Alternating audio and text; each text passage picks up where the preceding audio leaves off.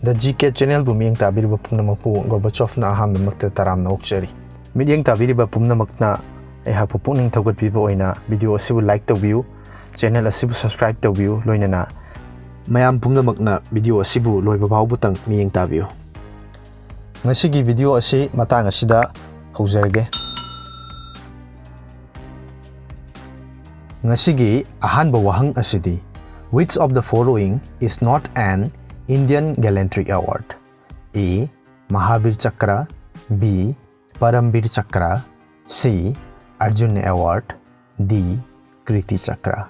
Makhada piribasing asigi manungdagi karambana India gi Gallantry Award nattabano. Ahanbada Mahavir Chakra, anisubada Parambir Chakra, ahum subada Arjuna Award, mari subada Kriti Chakra. Ngasigi ani subawahang asidi.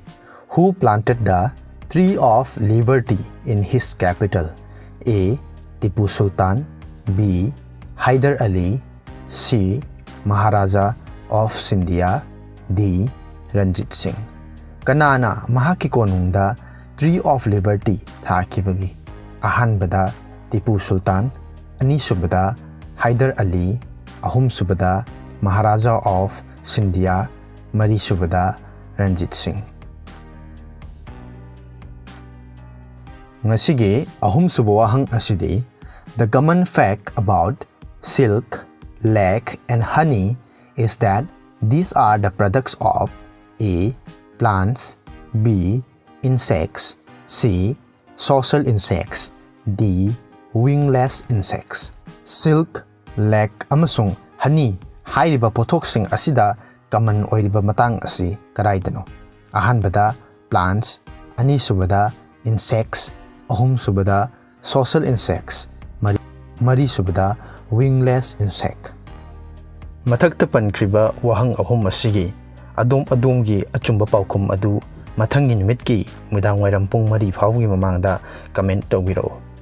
Hairiba question ahum asigi achumba paokhum pibirakpa comment pibirakpa miyoi ama khangatcharaga mathangi video da mahaki ming adu laukthokchagani amasung hairiba question ahum asigi achumba paokhum su mathangi video da haidokchagani. Loinana channel asida video asi nongma kalaga nongma oina hapsarakani. Mamangi video da hangzakiba wahang ahum ahanbada the oldest stock exchange in India is A. Bombay Stock Exchange, B. Delhi Stock Exchange, C. Madras Stock Exchange, D. National Stock Exchange. Hairiba wahang asigi achumba paokhum na A. Bombay Stock Exchange ni. Ani suba wahang da the main objective of the 9th plan is A.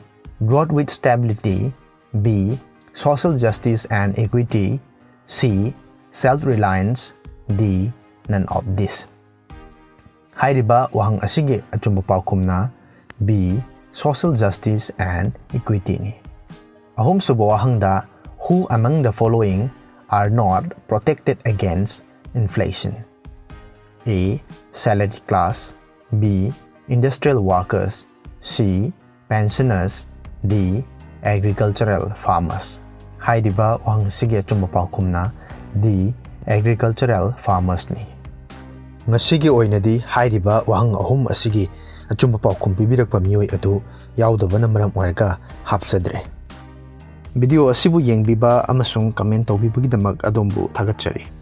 Miyeng tabiriba pumnamakna video asibu like taobirammu, share taobirammu, loinana channel asibu su mapung phaba channel ama oinabagidamakta subscribe taobirammu, loinana anauba video ama hek lakpaga khangnabagidamakta bell icon da nambiu. Miyeng tabiriba pumnamakpu ngasigi oinadi kainanaba yathang nijari mathangi video da amuk thengnarasi mayam pumnamakpu Gorbachov na amuk hanna thagatpa phongdokchari.